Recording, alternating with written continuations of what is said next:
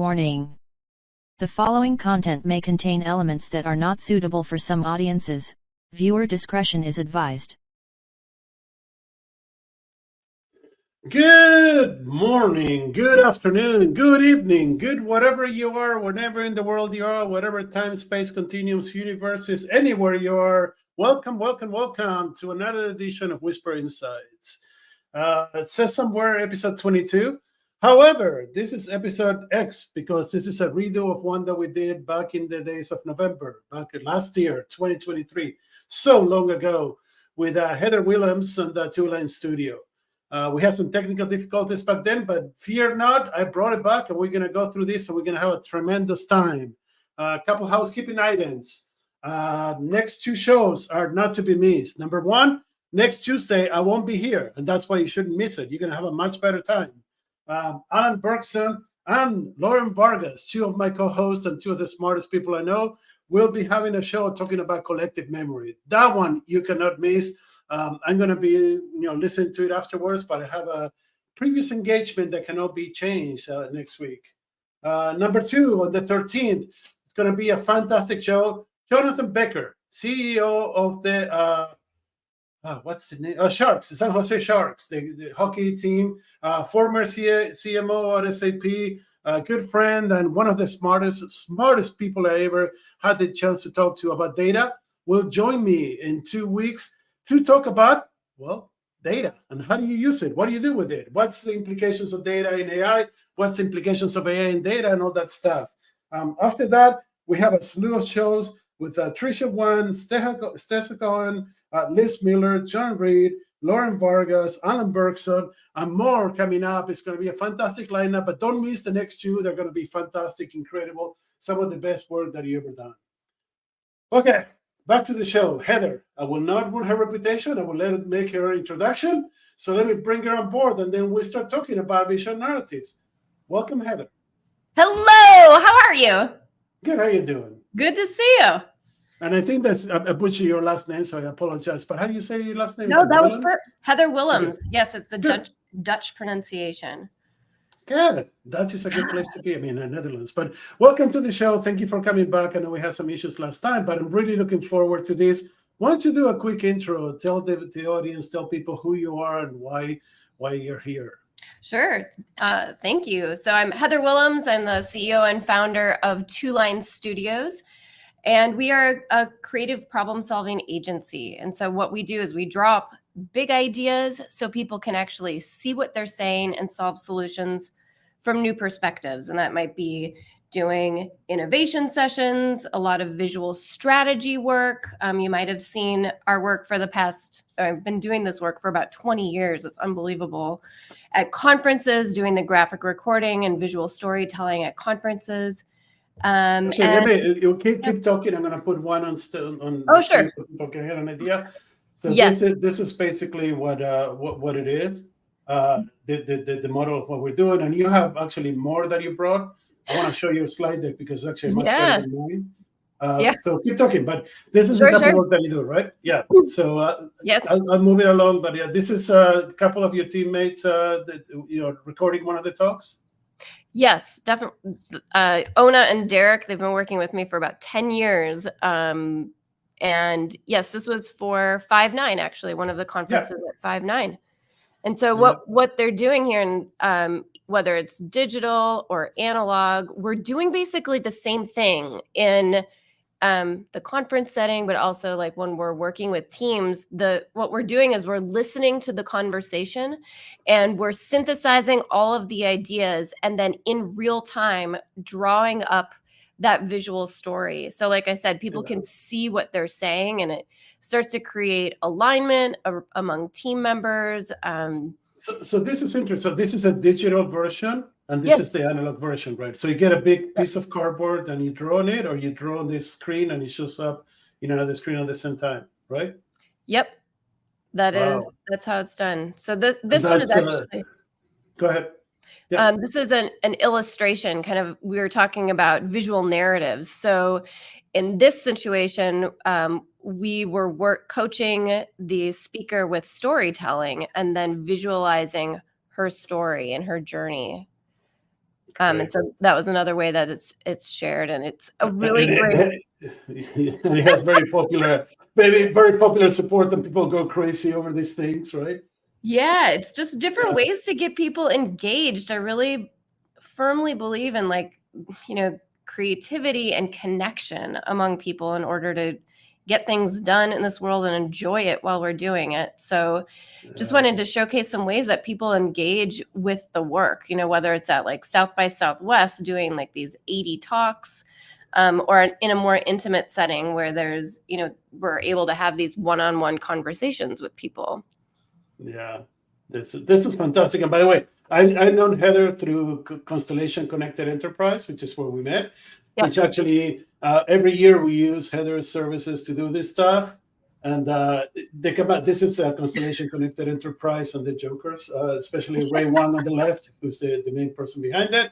Yeah, but this is the type of work that I'm used to seeing and working with.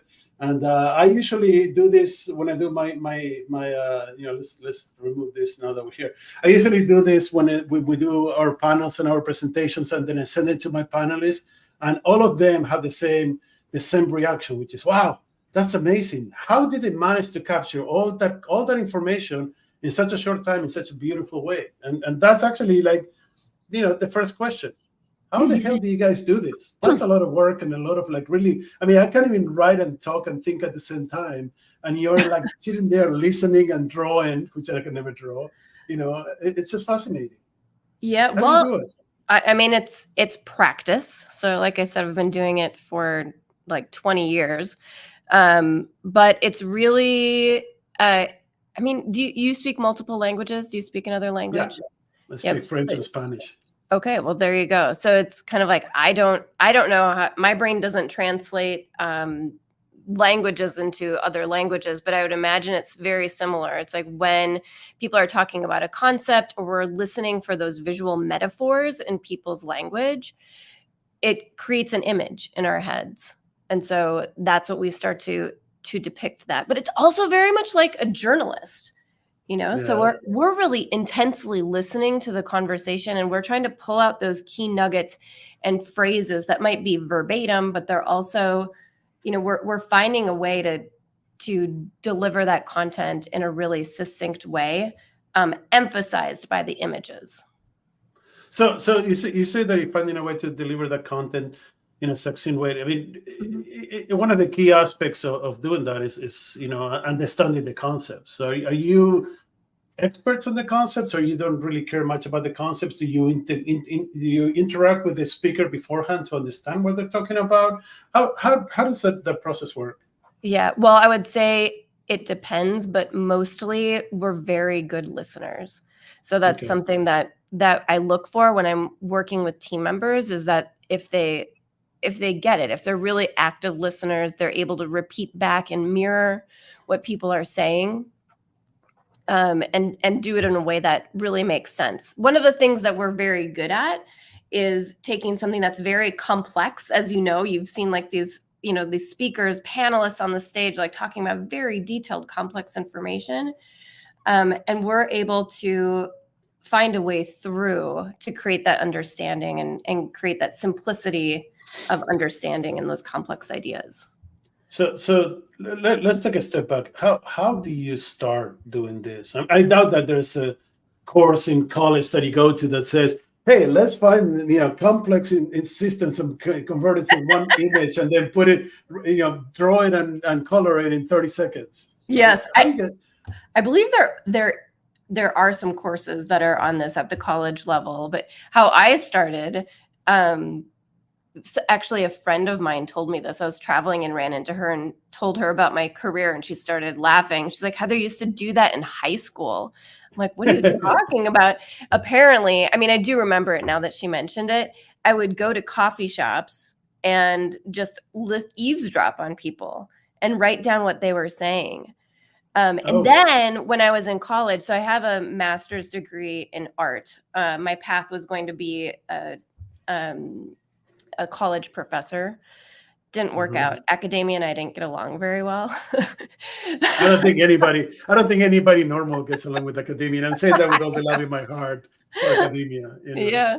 So I was doing this kind of well, I had a fine art degree, and then of course I was waitressing in order to make ends meet.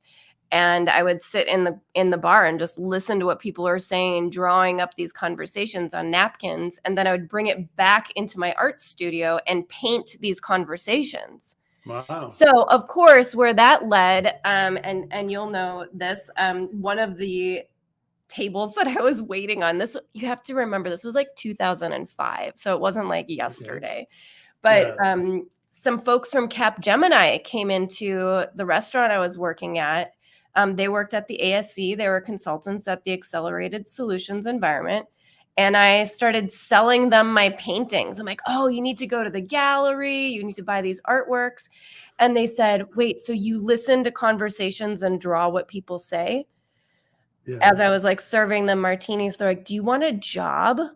I'm like, well, I've got a master's degree and I'm serving drinks right now. So yes, that would be lovely. So I called them up at 9 a.m., reminded them that I was the person responsible for their hangover and that they promised me an interview. So I started working at, that's how I actually got introduced into this kind of work in general, is through Capgemini's ASE. It's kind of like design thinking before design thinking was a thing. Yeah. So let me ask you a question. I mean, there's, as you know, there's different ways to learn, right? Some people learn by listening. Some people learn by writing. That's me. I take notes, which I'll never read again. But as soon as I write it down, I'll never forget it. Yes. Right. So are you a visual learner then? I mean, like your way of learning is by drawing what you hear, or? I think I'm a combination. Like there's definitely, so I would say you're probably a combination as well. You're probably the visual and also a kinetic learner. So if you have to write it down and you instantly remember it, that's the kinetic learning modality at work. But I love learning through audio. So sometimes I'll even, if I'm reading a book that I absolutely love, I will, yes, if I have a book that I absolutely love, Rick Rubin's book, The Art of Creativity, is my absolute obsession right now. I freaking love that book. And so what do? My book is like, there's drawings in it. It's underlined. I'm listening to the audio book at the same time that I'm reading it. It's like, give me all of the different learning modalities at once. But I'd say listening is the way that I learn. You know, it's funny because if I want to remember, I had to write it down. But if I want to understand it, I have to use my very rudimentary line and box model of, like, you know, just depicting what the concept is. I can't draw a straight line with a ruler to save my life. I promise you. You give me a ruler, I would never do the dimensions and perspectives don't work. But if I put boxes, bubbles, lines, and words, I will understand any concept, and then I can actually use that. So I am partly visual learner in that sense. But what really strikes me about the work you do is, like, you know, the ability to, like you said, to take a complex concept, create a simple image that depicts that concept, and then draw it in within 2 minutes and color it and make it look good and be, you know, in the right space in the entire board. That's the thing that amazes me, because I mean, isn't there a difference between where you put the things and how the story is told? So if you put something on the upper right or the lower left or whatever, it's told in a different way, right? Yes, I think it would be. I mean, there's lots of different ways to do it. But if you think about a comic book, you know, it's kind of like where the story flows. There's a flow to the board. There's a composition to the board. So like when you're talking about your, you know, org chart, or maybe you're talking about the mind map that you're creating in order to understand things, like you're going to know there's an order to it for you. And so oftentimes we will actually use arrows or like a flow that will kind of bring the viewer through the image. Yeah, there's different ways to do it, but I think with time, you get good at that. So then you know, Capgemini gives you a job, you get started, you work with them for a while. What do you do there? I mean, basically, you just work with the customers, bringing complex, you know, concepts into, like, you know, graphical form. Yeah. So it's the question that you're asking is, how do we? Well, what's the type of work? You know, So the question is more like, who were you working with in Capgemini? Was it For sure. the company internal, or was it the customers and the executives externally, or a combination? Over the course of my career, I've worked a lot with leadership teams of the Fortune 30 companies. So it's usually the CEO or the CMO that's bringing us in, working with sales teams to help them tell their stories better, working, with this when they're designing their 5-year strategy to kind of map out, making sure that the people in the room, all of their voices are heard and they feel like they can see where their ideas are contributing to the greater strategic plan.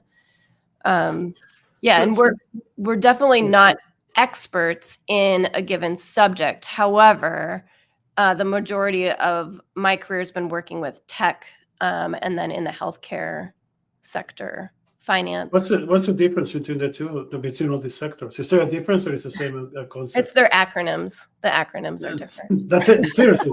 But this is a serious question, because I started this show as a way to create better tools for executive decision making. Right. I believe that most of the executives. I wrote a series of posts last year where basically I said executives learn that they cannot trust anybody. They learn that the information they're fed is masticated and massaged in a way that it leads to only one conclusion, and that they learn that the sources of information are not reliable, right? So to me, somebody like you coming into a boardroom or a leadership team and taking the discussion and converting it to a visual form, it's huge for decision making, because now I have the ability to make decisions with the right information in graphical form. And believe it or not, and correct me if I'm wrong, but most people do better when they see an image than when they see a million words, right? Well, yes, our brains are designed to process information through images. If you think about the cave drawings, or the recognizing our own mother, after we're born, it's a very visual to be visual survival. As a side item, it kills me when people ask me for help because they have to present to a board or an executive team. And I say, okay, show me what you have. And they have a deck with 30 slides, and they have a bunch of words everywhere. And I go okay, 4 slides, 10 words per slide at most, if not a picture. That's it. And it cannot be a kitten or a dog. It has to be something wrong with it. and people but that's the way executive leaders and leadership teams make decisions, right? The less information, the better it is. The more graphical, the better it is. Am I right on that, or? Well, I think that the fewer words, not the fewer information. The fewer words, the more information that is represented in simple ways, so they have what they need, and then they make the decision. Yes, no? When you're talking a presentation. I'm talking about any decision. So I'm being a little bit obtuse in this. So let me take a step back.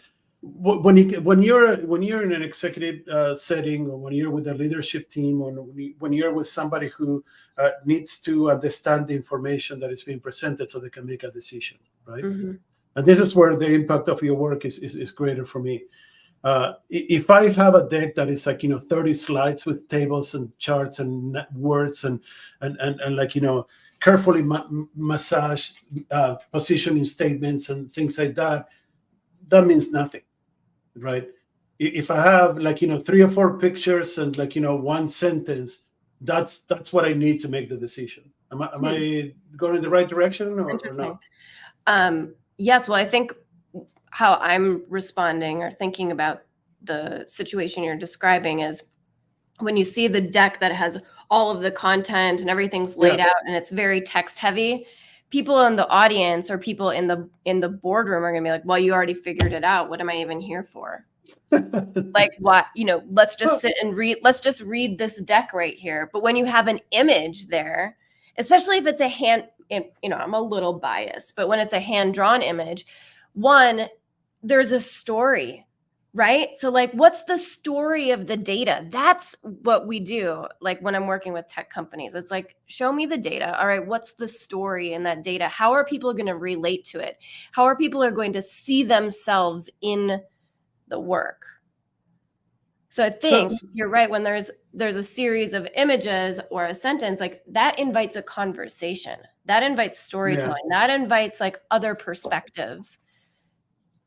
to But help. you were in one of the slides that we showed earlier. Let me see if I can find it. Show it again. Sorry, I'm this one. Let me put this Mhm. here. So you see it. So you said that you met with them before and you went through the story. You created this representation and then they used it on stage. Did I get Yes. that right? Yeah. Yes. So in doing that type of work, how do you go about it? How do you take a story or a narrative or something that somebody has in their mind and convert it to a graphic image that they can use? What's the process? What's the method to do that? Yeah. Thanks for asking. Well, it all starts with listening. So, it's having, or maybe it starts with asking the question first, like what brings you here? What's interesting to you? Getting Mm-hmm. them to talk. And then the listening and jotting down the ideas, um, jotting down some of their actual words and mirroring it back, but also listening for, where is the through line? What are the key points? What are the visual metaphors they're using? What are the contradictions that are coming up? What is their body language doing? If they're just like, yeah, I'm totally into it. That's really great. That's really great. Versus like, oh, I love it. That's awesome. It's like, so it's picking up on all of those different cues. So it's not necessarily, reading their words, but it's really listening to the entire context and feeding off of the excitement and the energy and looking through those different lenses. And then once we're doing that, then it makes it the story starts to unfold in a visual way. Especially when someone's passionate about what they're talking about, right? When they're bringing in the personal, or they're getting a little bit vulnerable, or here's the thing about listening that I think is beautiful. And a friend of mine just said the other day is like, visual thinking often outshines the art of listening. I thought that was a really cool Visual way to. thinking outshines the art of listening. So basically, that's interesting. Can you break that down a little bit more? Can Sure. you? It's kind of You're way smarter about this than I am. I'm listening to this and I hear with words, but then paint the image behind it. What is that image? Well, I think where I'm getting excited is around the listening aspect of it. Yeah. For me, I feel like that's as I have aged into my career, I feel like that's really the core, and I feel like the listening is actually the gift that I'm giving somebody. But what kind of like I used to call, well, I still kind of do call it this, like it's the show pony aspect is the drawing, right? It's like, oh, wow, that's so fascinating. It's so exciting. It feels like something that's unobtainable to some because it's a skill that's developed, but actually the listening is a skill as well that goes unnoticed, right? Because if you're a great listener, you might just actually disappear. Yeah. You're not drawing attention to yourself. Let me focus a little bit more on listening, but let me give a really, so far what I heard you say, like a really brief summary of the first part, right? Mm-hmm.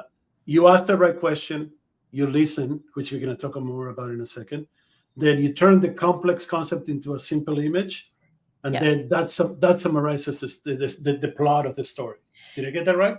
Yes. So when we're graphic recording, like live at the conferences, which you've seen so many times, that's kind of where we stop, right? It's like we create the image and then it goes out into the common area and people engage with it. With the image that you just showed, that's an illustration that was designed for the stage. So in this scenario, we do we'll work with the storyteller, we'll work with the executive on their story, sketch it out, and then we'll do a couple iterations. So we'll sketch it out and say, does it look like this? Are we talking about, a path that's going towards the sun, or is this a forest and you're lost in the trees? So they can choose the metaphor that resonates the most with them. And then we'll do an iteration process to refine the message and to refine the image. And we'll do that a couple times. Yeah. So and thanks for that. But I want to focus on listening because, like, like you said, you noticed the passion, and I noticed that you're more passionate about listening than anything else you said. And I could be wrong, but this is my show, and that's what I noticed. So that's what we're going to talk about. So there you go. Right. So you're practicing good listening too. No, I have 3 ex-wives that will just completely turn that one upside down. But let's go with that idea for now, sure. But let's talk about listening. I think that one of the biggest problems in today's leaders and executives is that they don't listen enough, right? That stupid saying, you got 2 ears and 1 mouth, so you listen twice as much as you talk. That's a platitude that I hate, I despise. But right, you don't have to listen twice as much. You just need to listen. So how do you work with your clients to? I mean, you obviously you do a good job of listening, but you have to teach them how to listen so they can actually bring better ideas to you, right? Right. Oh yeah, definitely. I mean, do you work with companies or with clients in like either teaching them or explaining or showing them how active listening is a much better skill than just spouting platitudes and shit all over? Pardon my language. Yeah. Yes, we do training sessions specifically on listening, actually. Okay. So there. What's a secret? What's the secret there? Let's not go into detail, but what's the secret to listening? I think the secret to listening is curiosity. Right? It's being curious being curious about the other person. It's about being curious about what's being presented, being curious about another person's perspective. Really? Can you listen without caring about the person's perspective and be effective yes. at it? Or do you actually have to care? No, I mean, the question, do you have to care? I don't want to be too blunt on this, but I don't really. I let's say that it takes me a while to get into I'm very curious, but I really don't have much care for other people's perspectives, especially when they don't establish the value of their perspective, right? I think yes, I think that you can absolutely listen without caring at all about what the content is. But I think in that case, it might come down to intention, right? So if they're showing up at a session where they want to learn how to listen better, it's about intention. So they might not care, but if they're interested in the practice, it's kind of like yoga. You don't just show up and start doing, back bends right away. At least I don't. It's like it's something that you have to work towards and you have to practice. You're like, I just have to practice to unroll the mat. Like, yeah, you're talking to the teen man. Okay, the 3 times in my life I tried yoga, didn't go too far. So let's leave it at that. But okay. Well, I think that there's kind of like a couple things that we do in the listening courses. Of course, I bring in drawing into everything because I can't help it. But the first thing that I'll do is, the first thing is to slow down. Right. The first thing is to slow down, and you have to be, I have a quote that's up in my house right now, and it says, to truly connect with others, you have to connect with yourself.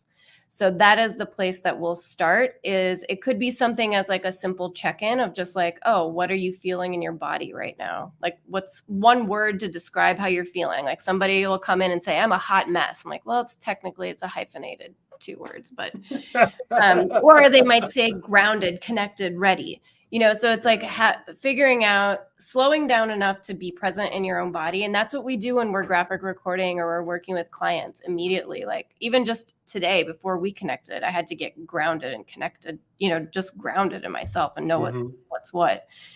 So we'll have people slow down, connect with themselves. And then I'll oftentimes lead them through a connecting exercise with another person. It could be a drawing exercise where they're doing a contour drawing and I'm kind of tricking them into making eye contact with another person. Or it could be, the exercise is one person will talk for 3 minutes and your job is to say nothing. Like it's just to show that you're listening with your body. So that's one that I really love doing. And it's surprising how difficult that can be when you actually have the intention around that. How do you show that you're listening with your body?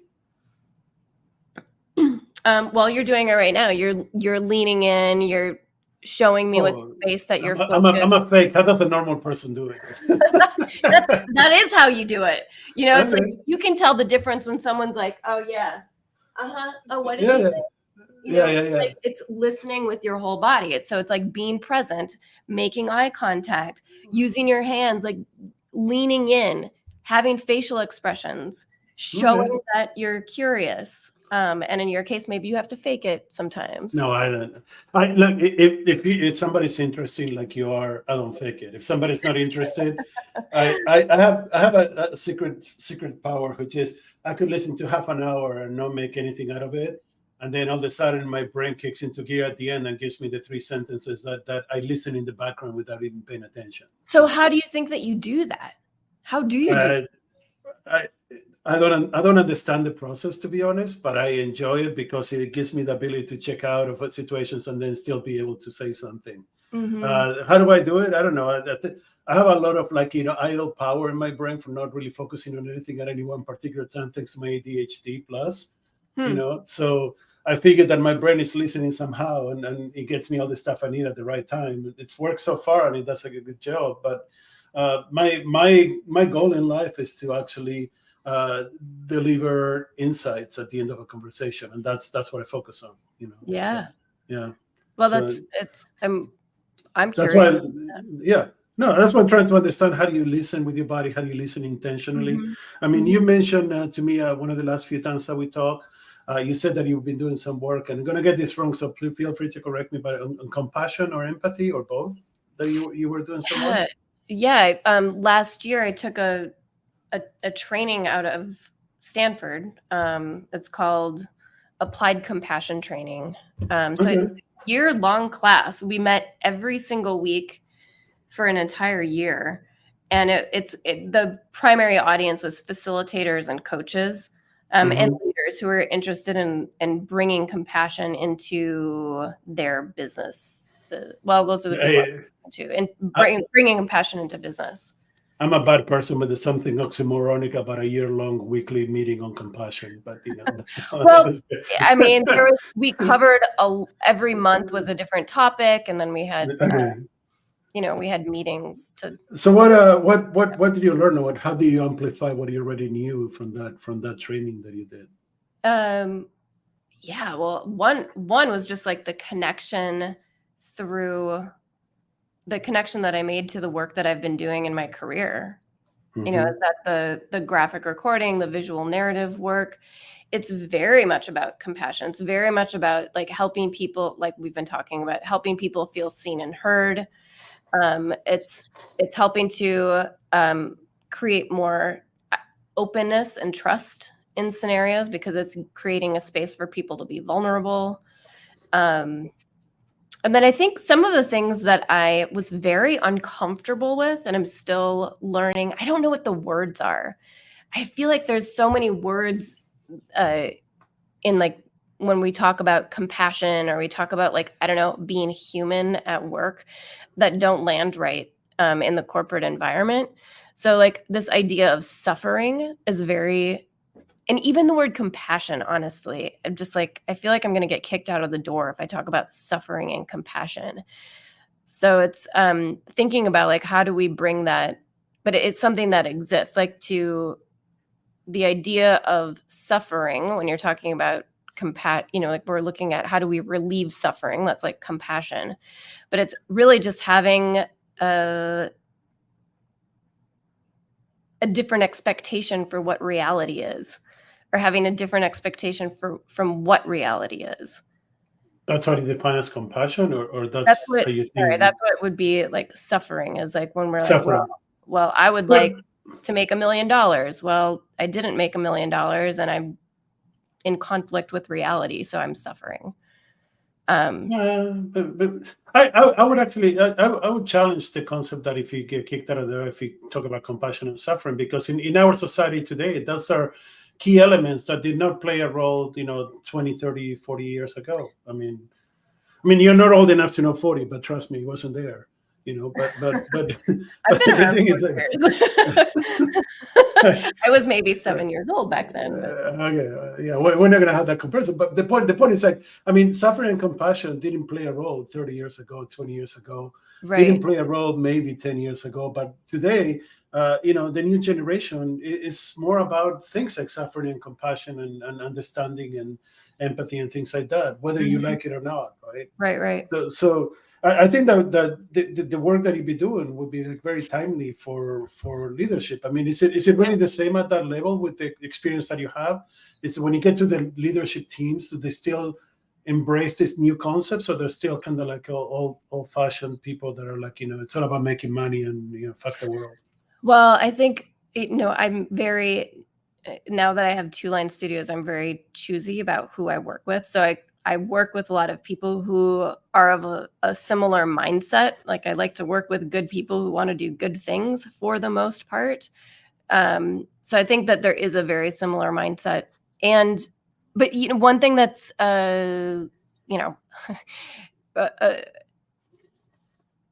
we're at an all-time high with the burnout, like everybody's feeling burnout, especially like after the pandemic. I read a statistic just this morning, actually, that $3 billion are lost by corporations every year due to stress and burnout. And so like that's actually the area where I'm choosing to focus for the work that I'm designing for this year is like, how do you mitigate burnout? How do we look at, everybody came out of, for a long time, people are on a search for meaning and purpose, right? But even more so coming out of the pandemic, people are like, I really want to have a connection to the work that I'm doing or feel like I'm doing something that's purposeful. We're looking for shared values, like when the values are not aligned with like the company values to our own personal values, that creates a conflict,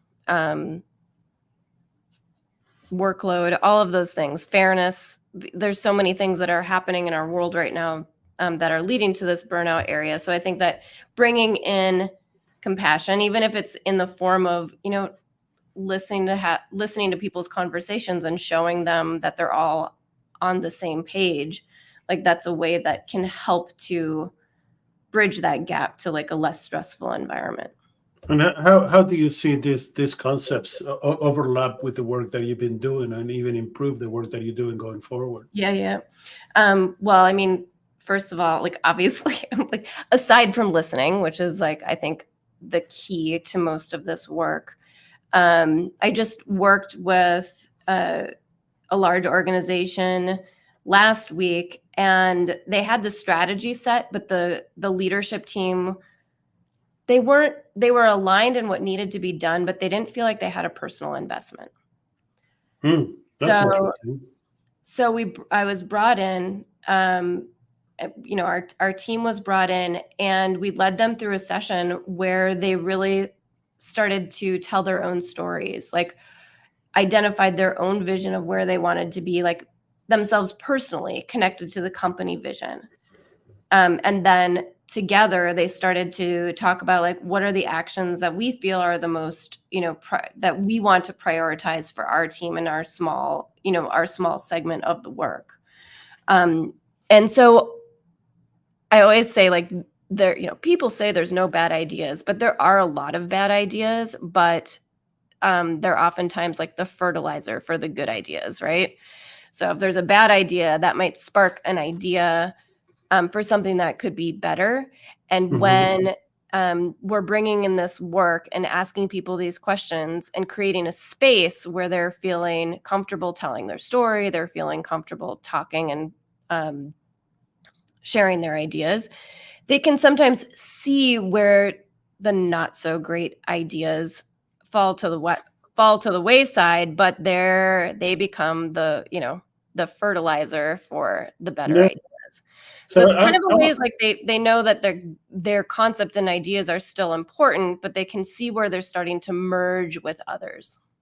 So I want to go into depth in that a little bit more, but let me do a little summary, checkpoint. I mean, we talk about listening. You said that one of the key aspects is having curiosity for either the person the topic or a different perspective, which I find fascinating, by the way, being able to have a curiosity for a different perspective. And you know, the part that was very interesting that we didn't discuss a lot was like the part about intention. You have to listen with an intention. Did I get that right? Yeah. And then finally, compassion, the value of compassion in generating trust in the conversation by listening with compassion, right? Mm-hmm. So I think that's a very valuable thing. I mean, we talked earlier about getting to the point where you can transform complex concepts into simple images. You're going to listen with compassion and the intention of creating a simple image, and you're going to understand that there's other points of view, perspectives, and other people that participate. And that's what I want to talk about in the last part of the show, which is how do you work with your customers? So let's get past the drawings, which are fantastic, right? I envy you the ability to draw more than anything else, I promise you. But if you get past the drawing and all that stuff, what do you see as the value that you and your team bring to a situation? We're going to go through a couple of questions, but we go in order. Sure. But, who brings you in? Why do they bring you in? What do you promise? What do you leave? I mean, that's kind of like the part that I want to have a little bit more discussion. So who brings you in? Who says, you know what we need here?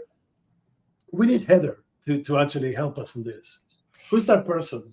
It's oftentimes it is somebody from the C-suite. So it'll be the CEO or the COO, the CMO. We work with a lot of the marketing teams. Mm-hmm. So they oftentimes will see us at a conference, or they know us through just different relationships developed over time. But that's usually how we're invited into those conversations. Okay, so it is a top level practice more than a tactical, more strategic than tactical, would you say? For me, where we're at right now, yes. Yeah, no, which is totally fun. There's nothing wrong about being strategic and high level. I mean, people think that if you don't address the people that are doing the work, you don't understand anything. But there's a lot of value delivered at a high level that most people don't understand how to deliver, thankfully, because that gives me a very unique perspective on the world and makes me money. So I'm okay with it. But, okay, so pretty strategic. And then, once they bring you in, what's the model? How do you work with them? I mean, do you go into discovery mode and try to find everything you can? Well, even let's just think about like the conference setting that we know each other from. Yeah. Right. So going into those conversations, there might be excitement. Oh, we need to have you at this event. It's going to be so great.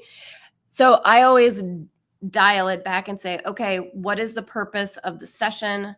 What are the objectives that you want to meet? Like, why is this important to you? And kind of like that magic of the 5 whys. And that's how my discovery happens, is I want to get to the core root of, what the experience is that, say the CEO wants to create at their session. And then also what the experience is for the attendees as well. So that's kind of like the first part.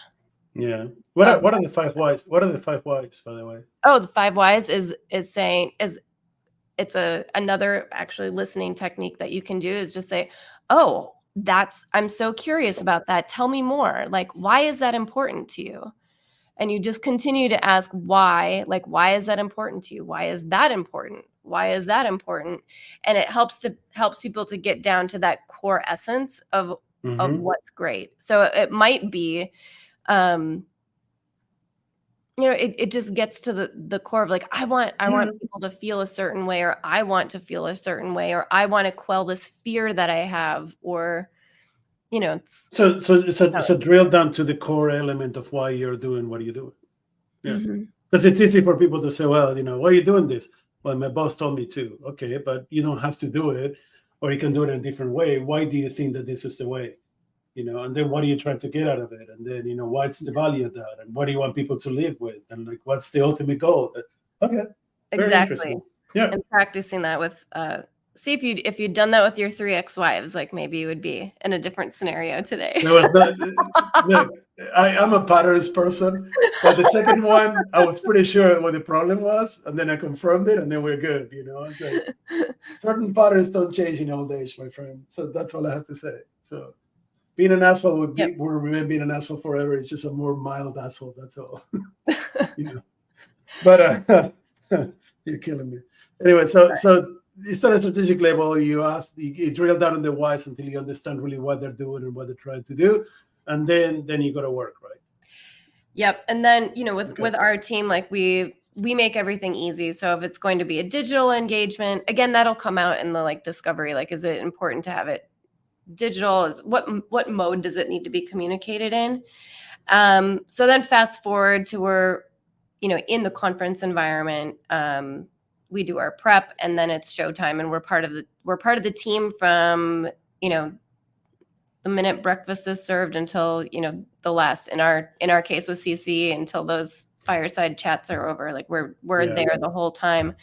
But a lot of the times people are bringing us in, one, because, still we're having these conversations about people not being engaged.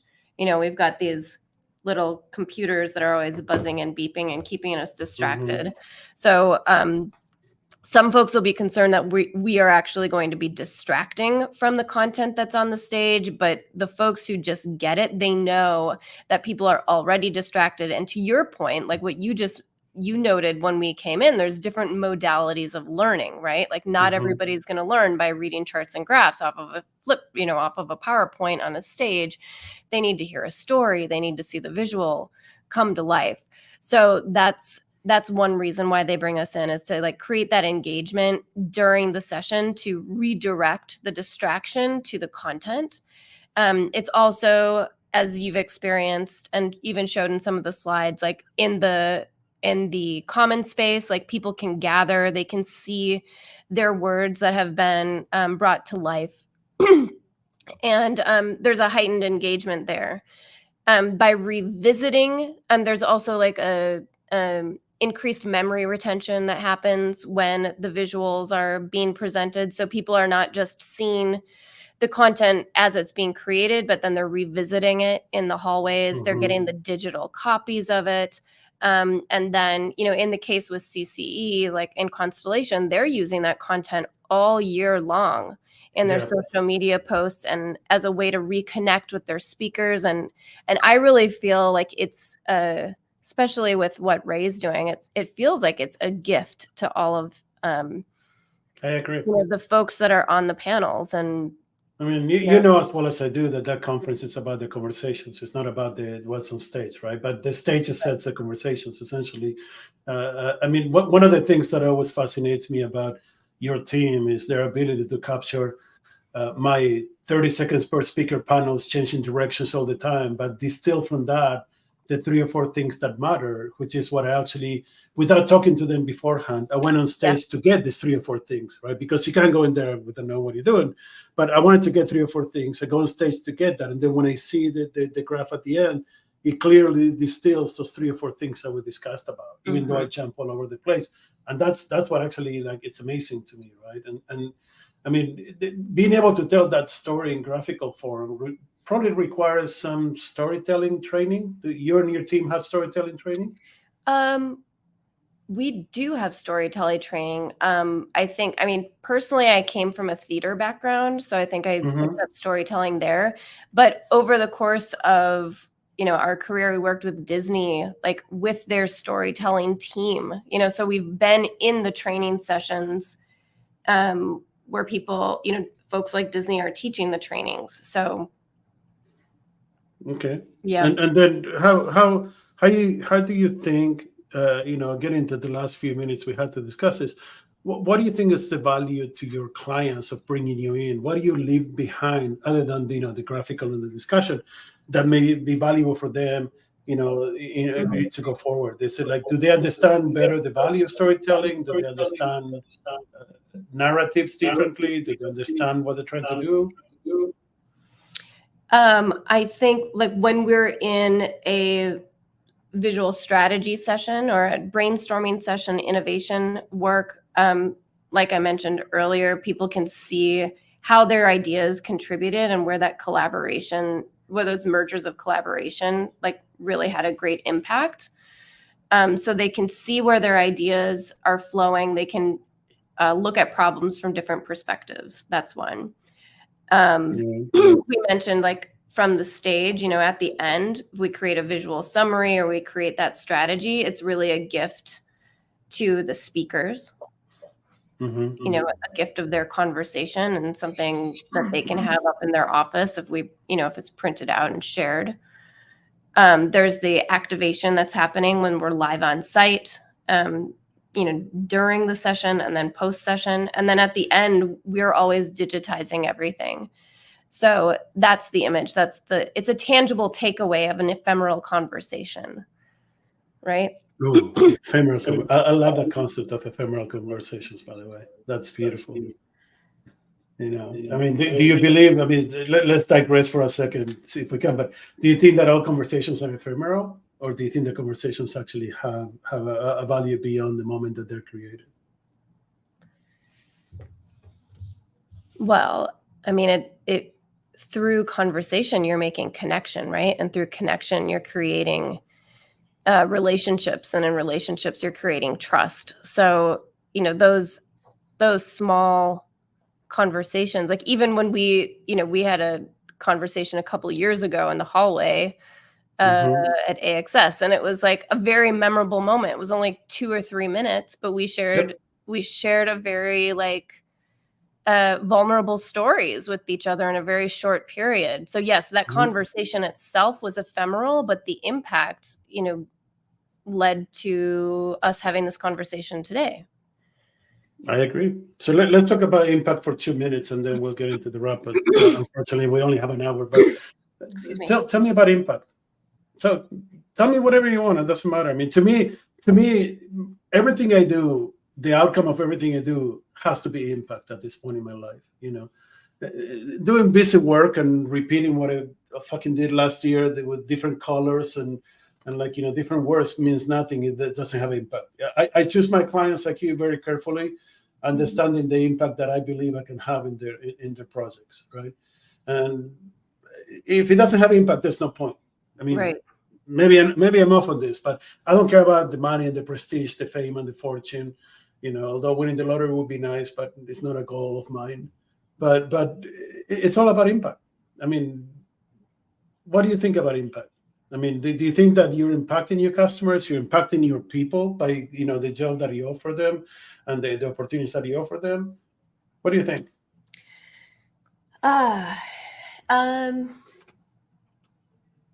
Yeah, same. Like it's a waste of time if you're not going to have an impact.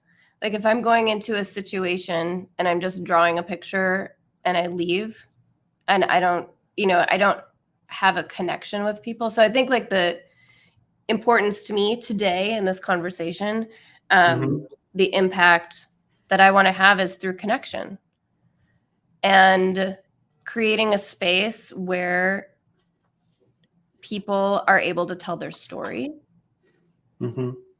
Creating a space where people, even if for a moment, might feel that they matter and that they have an impact.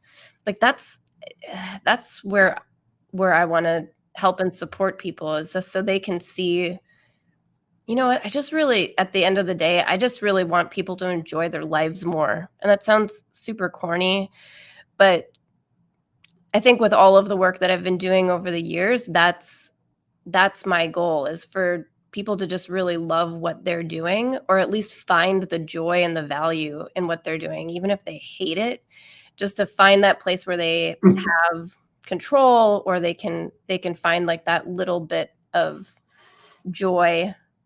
Yeah. That sounds so corny. But You know what? I think Here's like the thing. I'd want people to like their lives more. And if I can do that through connecting with them, if I can do that through giving them a gift of their own ideas, if I can help them see how they're one team and they're connecting, working towards something bigger than themselves. Or like I had one client I was working during the pandemic. It was with a healthcare company. And the team was really struggling. Like they were really struggling. They were just crunching data all day. And I did a visual strategy session with them to help them ultimately like find the meaning in their work. And it was a very intense conversation. People were really getting passionate about things that were not working within their environment. And suddenly there was an aha moment, and this person who was crunching data, she's like, oh, I finally, through the conversation, hearing other people's perspectives, she's like, oh, I get it. When I go down into my basement for 8 hours and I'm just, typing in this data, I'm actually getting it to a nurse who's going to get it to a nurse in real time that she's going to be able to make a decision to help save somebody's life. So by going into my basement every day and crunching this data, I'm actually saving people's lives. And I was like, yes, that's why I do this. I can't even say anything that would actually make it better than that. That's absolutely the best summary and the best way to like condense what we've been talking about. So let me take the last couple of minutes for two more things. Number one, what did I miss? I mean, I missed something. I feel like, sometimes what question would you ask me? What question do you think that I didn't ask that it would add something else to this conversation?